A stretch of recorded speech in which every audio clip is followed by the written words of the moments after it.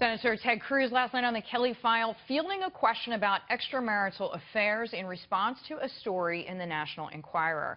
With me now, Trump's campaign senior advisor, Barry Bennett. Barry, welcome. You know Trump. You work alongside of him. Does he have a problem with strong women? People should meet his daughter. No, he doesn't. Yeah, she's amazing. Everybody who knows her knows that, so we take your point. Donald Trump has been absent, more strategically here, in two key counties in Wisconsin. One's where Senator Cruz has support from the governor, Scott Walker, and others. Trump has no scheduled events this evening. So what is the plan forward if he loses Wisconsin? Well, 2 weeks ago, we had no anticipation of winning any delegates in Wisconsin. Tonight, I think we can pick up a couple, which would be great.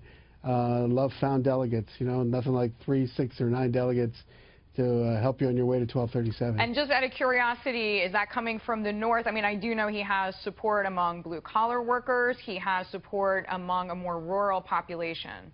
Yeah, I think it's upstate and the more rural areas. So if he does, though, I hear what you're saying, pick up a few delegates, but not the majority. I mean, the path, bottom line, to 1, 2, 3, 7 narrows. He becomes under more pressure to win in the Northeast, which probably is not that difficult for him to do. But are you worried that establishment Republicans, Karl Rove, someone else calling for a fresh face, will somehow upset his stride if he doesn't make that magic number?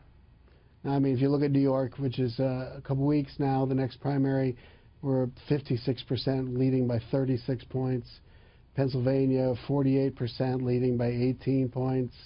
All these northeastern states, Rhode Island, Connecticut, Maryland, Pennsylvania, we're doing very, very well, and we're going to rack up a lot of delegates.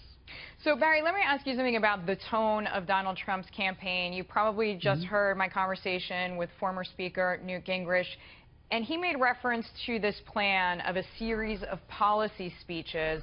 Here's what he told me.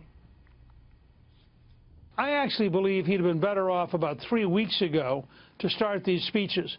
His AIPAC speech, done with a teleprompter, serious, substantive, very well received, was a model for him. And if he'd give a series of those, it would elevate his campaign, make it more acceptable, and I think broaden the potential appeal.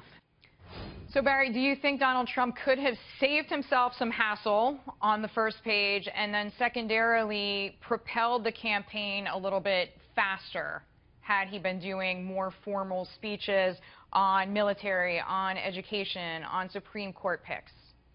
I think you got to do both, right? I mean, you've got to put some meat on the bone. That's part of the process. You've got to do that.